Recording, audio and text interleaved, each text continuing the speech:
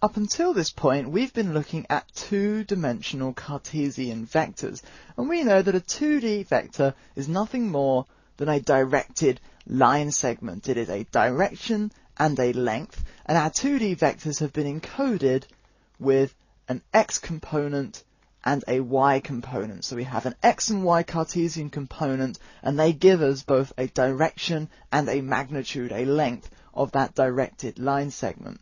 Well, from this point onwards, I want us to start looking at three-dimensional Cartesian vectors. So what would a 3D vector consist of? Well, it's no different to our 2D vector. It's still just a directed line segment. It is a direction and a magnitude, a direction and a length, except our 3D vector, quite logically, exists in three-dimensional Cartesian space. Now, as most of our work in computer graphics and graphics-related programming exists in 3D space, it makes sense that 3D vectors are going to be incredibly useful to us. So because these vectors exist in 3D space, a 3D Cartesian vector is going to have not only how far do we travel in x and how far do we travel in y as its components, but it's going to have how far do we travel in x, how far do we travel in y, and how far do we travel in that third dimension, how far do we travel in z. So a 3D vector, if we have our 3D Cartesian space, so let's say that was our y-axis, I'm going to scroll down, there we go, this is our x-axis, say, and this would be our z-axis, so y, x, and z. A 3D vector is going to tell us how far do we travel in x, how far do we travel in y, and how far do we travel in z, and it's going to give us some directed line segment that exists in three-dimensional space. So logically, if a 2D vector tells us how far we travel in x and how far we travel in y, the only difference with a 3D vector is that it's going to have a third component. Instead of just x and y, we're going to have a z component.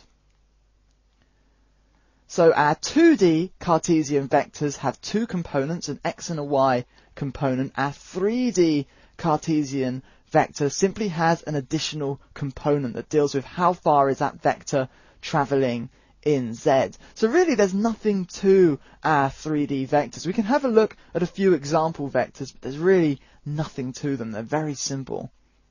So if I clear some space on our axes, and to save me from having to erase things over and over again, in a second I guess we can draw these on a new layer, but I will add some units to our axes. So let's say this is 1, 2, and 3 in x, 1, 2, and 3 in y, and 1, 2, 3 in z. Now obviously I'm dealing with a two-dimensional whiteboard, so it's going to be a little hard to see this, but if we had a vector and that vector v was equal to, I don't know, 2, 1, and 3.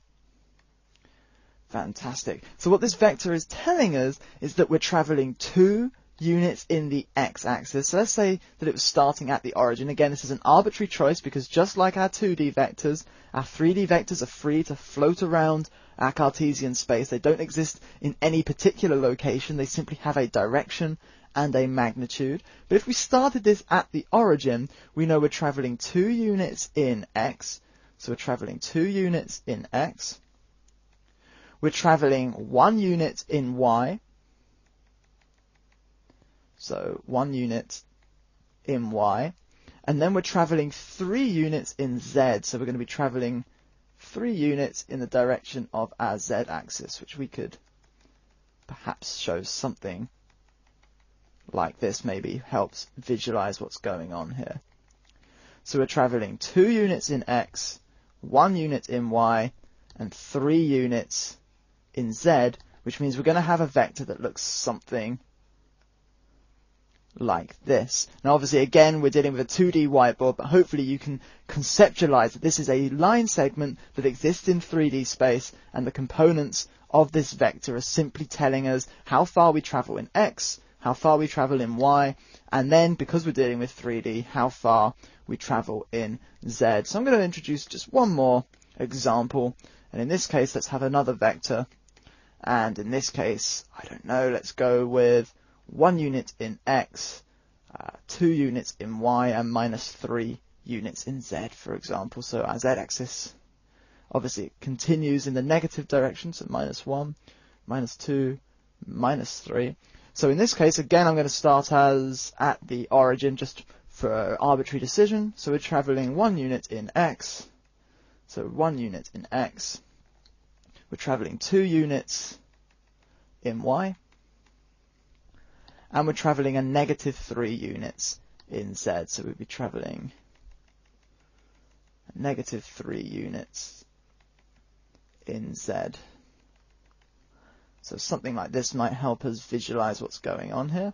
So we're travelling 1 unit in x, 2 units in y, and negative 3 units in z. And we're going to get a vector that looks something like this. So this would be our vector v. You'll notice our notation is pretty much identical. The only difference is we have an additional component. So again, we could have a variable that has a bold name. We could have a variable that has a line above it, or a variable that has a small arrow above it. In either case, it just means that we have a vector. There's no difference in the way that we note that we have a vector in 3D or 2D.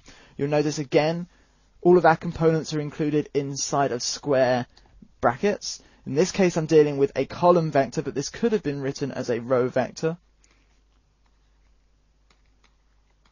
So again, just like the 2D case, we can have column vectors, we can have row vectors. There is no real difference. The only difference is we've introduced a third component, and the reason we need to introduce that component quite logically is because in 3D we need to tell the vector, if you will, how far we're travelling in this new z axis, which we didn't have before when we were dealing with 2D.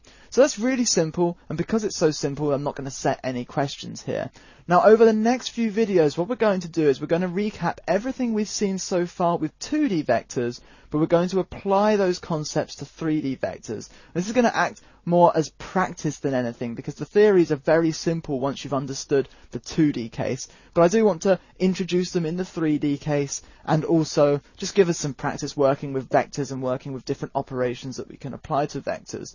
Once we've covered everything that we've already covered, but for 3D, we're then going to move on to explore some more advanced topics as they relate to 3D vectors. And that's when the real power of vectors is going to become quite apparent, I hope.